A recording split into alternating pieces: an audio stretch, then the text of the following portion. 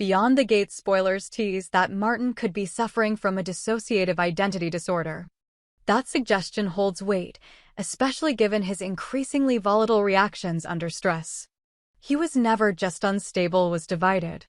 At least two identities wrestled for control inside him, one protective and rational, the other cruel and methodical. And long before Kenneth ever vanished, this duality had already made a deal with something darker. Years ago, Martin's malevolent personality had taken charge and approached Joey, a manipulator known for orchestrating dirty jobs from the shadows. With him was Randy Parker, Joey's most loyal but least competent enforcer. The deal was simple. Martin wanted Kenneth gone, erased from his life. Not because of some immediate threat, but because Kenneth knew too much. He had been getting too close, had seen the cracks in Martin's psyche.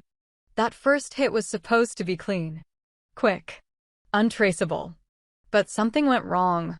The dark Martin had dragged Kenneth into a trap, cornered him, and was ready to end it when the other side emerged. The good Martin, unaware of what had even been happening, hesitated. Confused and disoriented, he let Kenneth go. Joey wasn't pleased. Neither was the darker self. That botched attempt stayed buried for a while until Martin's darker side resurfaced, more determined. This time, instead of handling it personally, he went back to Joey and demanded a new plan. Randy would finish what Martin couldn't. But Randy Parker was no assassin. He was careless, reactive, and far more interested in intimidating than executing. His attempt failed miserably. Kenneth escaped again, wounded but alive. And Randy, terrified of both Martin and Joey, chose silence. He told Joey the job had been done and disappeared from the scene for weeks. That lie held until Kenneth returned. Not just alive, but stronger, bolder, and more aware of what had been attempted. Joey was furious. He summoned Randy and forced the truth out of him. In an act of damage control, Joey ordered Randy to leave town. For Randy's safety and for Joey's cover. No one could know the original hit had come from Martin. Joey then turned his attention back to Martin. He needed a new plan, a new cooperation. But he ran into a different problem. Martin's gentler personality had taken over again. The darker self was gone, buried somewhere beneath layers of fear and confusion. Joey couldn't make sense of which Martin he was dealing with anymore. Still, Joey was nothing if not resourceful. He waited. Watched. And when the opportunity came, he struck a psychological nerve. He told Martin that Kenneth had started seeing Tyrell Richardson, Martin's closest companion, maybe more. He suggested that Kenneth's new connection with Tyrell wasn't innocent, but calculated. Revenge, he said. Emotional warfare. That was all it took. Martin snapped. Not with words, not with threats, but with stillness, a violent kind of silence that always preceded something horrific. And when his darker self emerged again, it was furious. Not just at Kenneth, but at Joey too, for interfering. In a single, frenzied night, Martin launched an attack on Kenneth. It wasn't surgical. It was chaotic. Personal. But once again it failed. Something, maybe Kenneth's preparation, or the internal struggle within Martin, let Kenneth slip through again. This time, Kenneth didn't run. He decided to go public. Quietly, he began collecting evidence. Surveillance footage. Medical records. Cryptic journal entries he had copied from Martin's belongings. He wasn't just trying to survive. He was preparing to expose everything.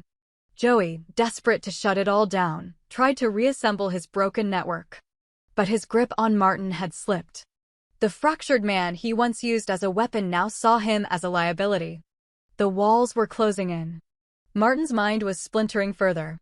The good personality became paranoid, the evil one more dominant and confident. Voices blurred. Time blurred. There were days Martin couldn't remember where he had been, who he had spoken to, or what was real. In a last-ditch effort, Joey went to Tyrell. He told him everything. About the hit. About the payments. About the dual personalities. He believed Tyrell might be the key to calming Martin's storm. Or at least distracting him long enough to kill Kenneth once and for all. Tyrell didn't believe him at first. But after confronting Martin and seeing the man spiral between calm lucidity and cryptic aggression, he knew it was true. And with that realization, Tyrell made a decision that would change everything. He chose to stay close to Martin, not to manipulate him, but to protect him from himself. This made the darker Martin furious. In his twisted logic, Tyrell had betrayed him, just like Kenneth did. The lines between loyalty and threat were gone. Everything became a target. And while chaos brewed in Martin's mind, the rest of the town was preparing for a reckoning. The secrets were too many. The stories too tangled.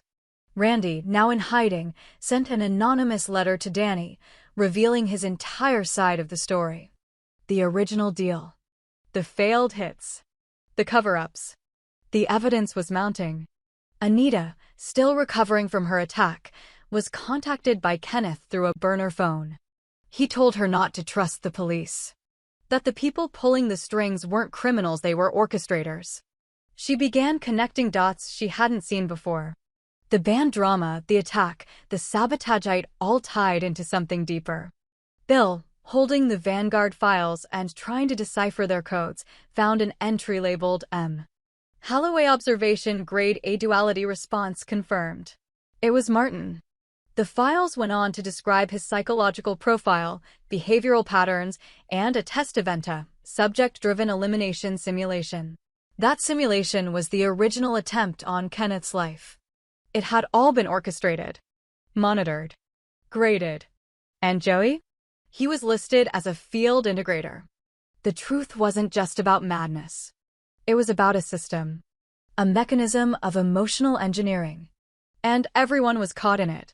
Martin had become more than unstable. He was weaponized. And something inside him, something ancient, wounded, and sharp, was fully awake now. And it wasn't finished yet. Martin didn't disappear after the confrontation with Kenneth. Instead, he retreated into a place few knew existed, a cabin in the northern woods, a space once meant for recovery, now transformed into a prison for the mind. Tyrell tracked him there, convinced he could still reach the man behind the chaos. For days, Tyrell camped outside, waiting for a moment of clarity. When Martin finally emerged, he looked hollowed out, more ghost than man, but he let Tyrell in. Inside, the walls were covered in drawing maps, names, timelines. All part of Martin's attempt to understand what was happening inside his head. He admitted that sometimes he woke up covered in mud or blood or tears, unsure which part of him had lived those hours. Tyrell offered to help him get clinical treatment, but Martin refused. He didn't trust the institutions anymore. He believed they were part of the same network that had turned him into a case study. Joey, meanwhile, realized he had lost control. Vanguard Holdings had started sending him messages through encrypted files and burnt CDs, asking for an update on Subject M and his psychological thresholds. Joey ignored them at first. But then they started threatening exposure's finances, his crimes, everything he had done in the name of progress. Cornered, Joey reached out to Danny.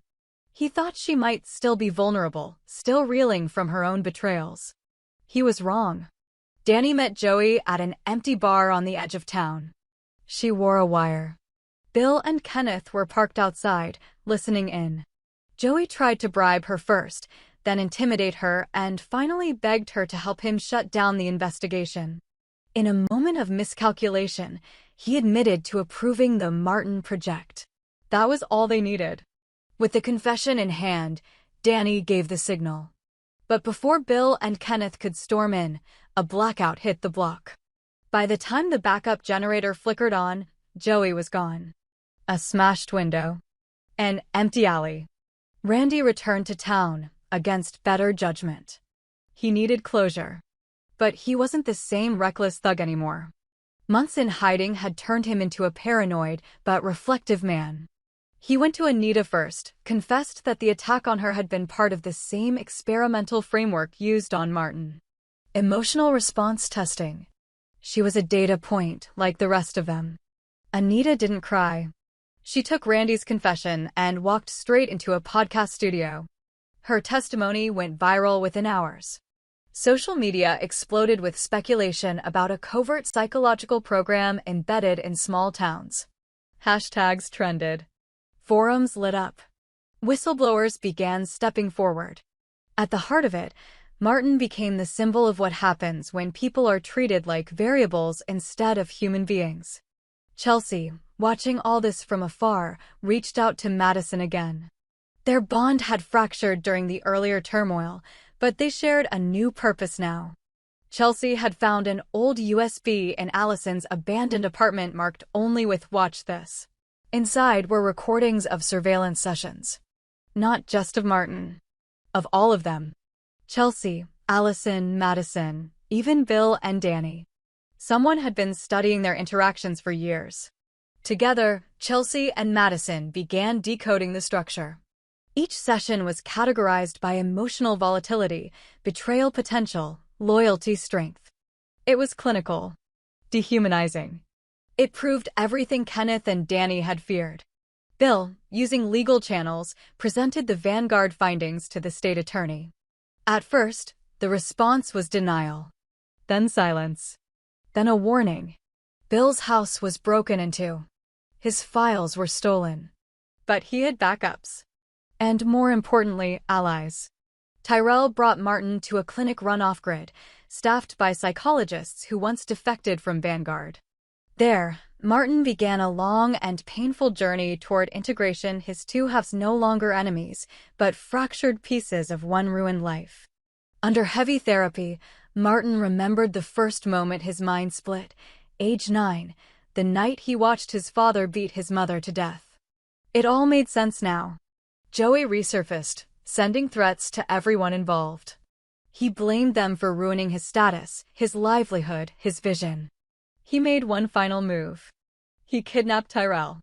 Martin found out through a message left on his clinic bed.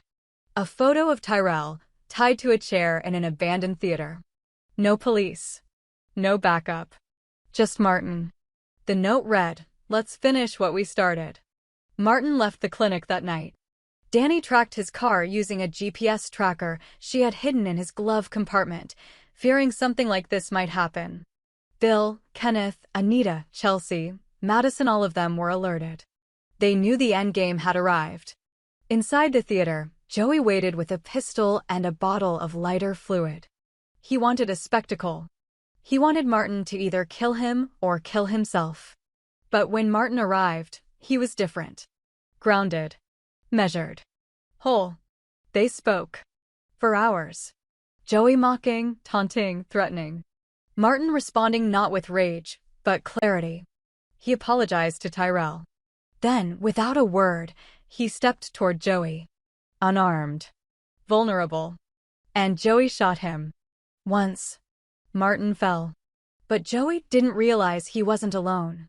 Behind the curtain, the others had arrived. Danny. Kenneth. Chelsea. Madison. Randy. Anita. Bill. They heard the gunshot. They stormed the stage. Joey tried to flee but ran directly into Kenneth's fists. The gun clattered to the floor. Tyrell screamed for help. Danny untied him. Madison and Chelsea applied pressure to Martin's wound. He was still alive. Just barely. Police arrived minutes later. Joey was arrested. The files Danny and Anita collected were handed over to federal agents. Vanguard Holdings was dismantled piece by piece. Hidden labs uncovered. Dozens of case subjects released. Investigations launched in 6 states. Martin survived. He stayed at the clinic. This time, he was never alone. Chelsea and Madison moved to Chicago, starting over with a clean slate. Bill and Danny opened a center for trauma victims, named after Martin's mother. Anita went on tour speaking, not singing. Her voice louder than it had ever been. Randy vanished again. And Tyrell? He stayed in town, visiting Martin weekly, reminding him that healing isn't about erasing the past, it's about learning how to carry it. And at last, the gates that once kept them trapped stood open. Months passed. The quiet was unfamiliar.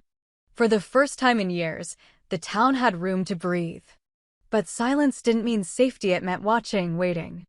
Though Vanguard Holdings had fallen, fragments of its network still lingered.